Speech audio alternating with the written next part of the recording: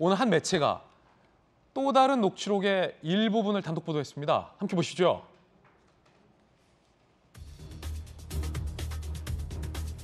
대장동 일당이 선거에 동원됐느냐라는 의혹을 이 언론은 제기하고 있고, 언론 보도에 따르면 이런 녹취록이 나옵니다.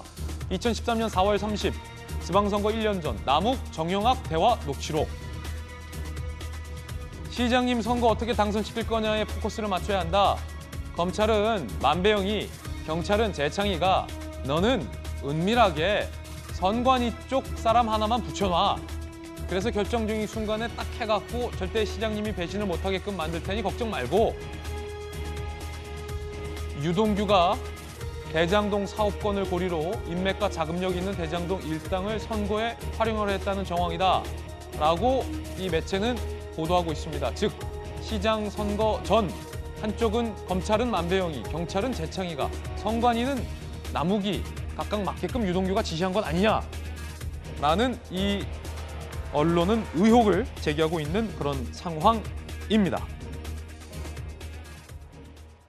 앞선 내용, 시장님이 그림까지 그려가면서 1,000억만 있으면 된다라는 것과 이 부분 함께 여야 의견 토론해 보겠습니다. 먼저 녹취록을 공개한 야당 쪽 입장부터 한번 들어보죠.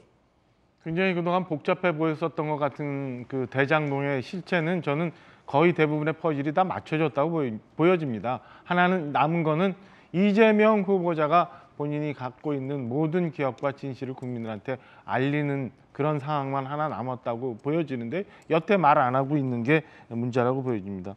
김광삼 변호사님 말씀 주셨지만 검찰은 당시 수사를 어떻게 했는지 이런 녹취록과 일부 보도에 의하면 진술도 있었는데 왜 여태 있었는지 잘 모르겠어요. 남욱이 얘기한 게 내가 미국서 한 달만 일찍 들어왔어도 여당의 후보가 바뀌었을 거다. 1,000억만 주면 된다. 1,000억짜리를 설계하려고 했었다. 이재명 게이트. 뭐 이런 녹취록에 나오는 모든 것들이 뭐 저는 진실은 한 가지만이라고 보여지는데 왜 조사를 안 했는지라는 생각이 우선 하나 들고요. 저는 이재명 당시 시장이 이 뭐 녹취록상에 나오는 얘기지만은 대장동이건 뭐건 나는 관심 없고 그저 난 1,000억만 주면 돼 라고 했던 게 어떤 의미를 갖고 있는지 지금까지 이재명 후보께서는 대장동 설계 내가 다 했고 이거는 정말 공공환수를 위해서 있었던 단군일의 최대 치적 사업이다 라고 했는데 실상은 이 녹취록이 진실이라면 공공환수 관심이 없었던 거고요. 공공환수는 그저 탈을 쓰고 있었고 나는 1,000억이라는 수익을 받았어야 되는 거고 그리고 니들이 돈잔치 그 썩은 돈잔치 하는 거 나는 아무 관심 없다. 그림대로 그려서 알아서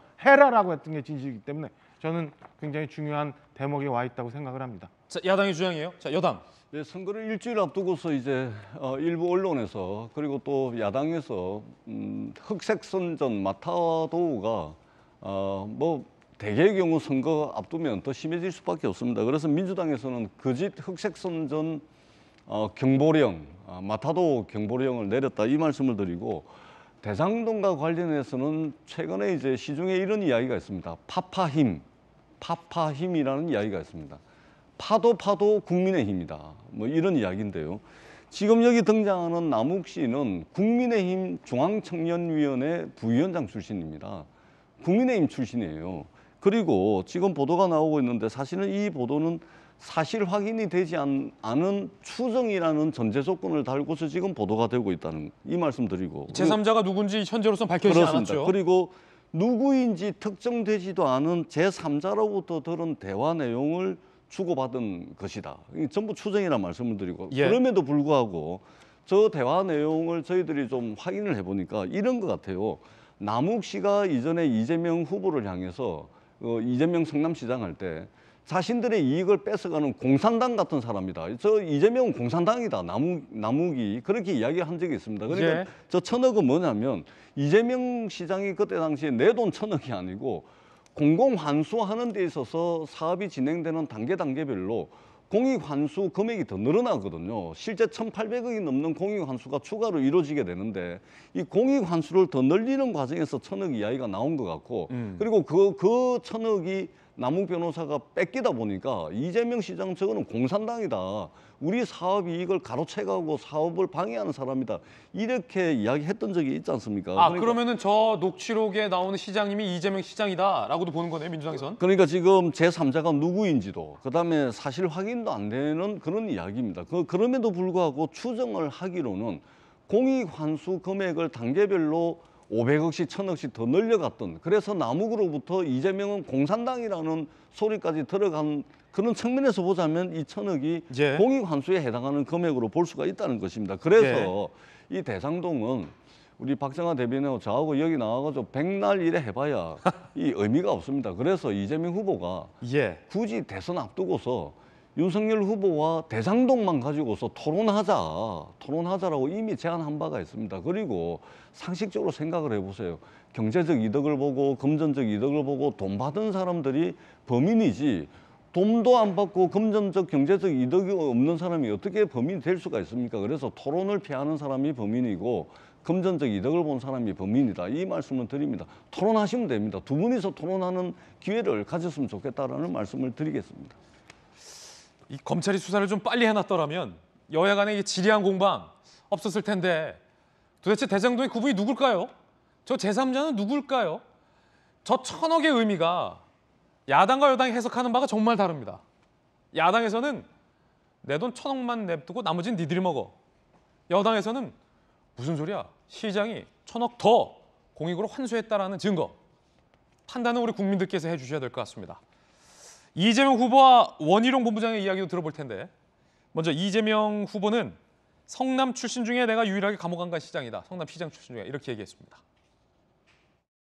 성남시 공무원들 부정부패하고 전국에 유명했지 않습니까? 시장은 전원 예외 없이 다 감옥 가고, 제가 유일하게 감옥 안 간 시장입니다.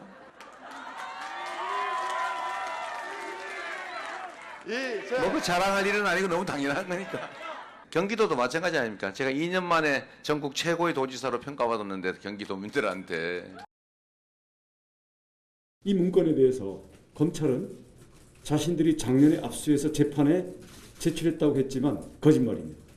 핵심 당사를 통해서 밖으로 빼돌려졌다가 그게 다른 메모들과 함께 있는 그 문건은 검찰은 존재조차도 알지를 못했습니다.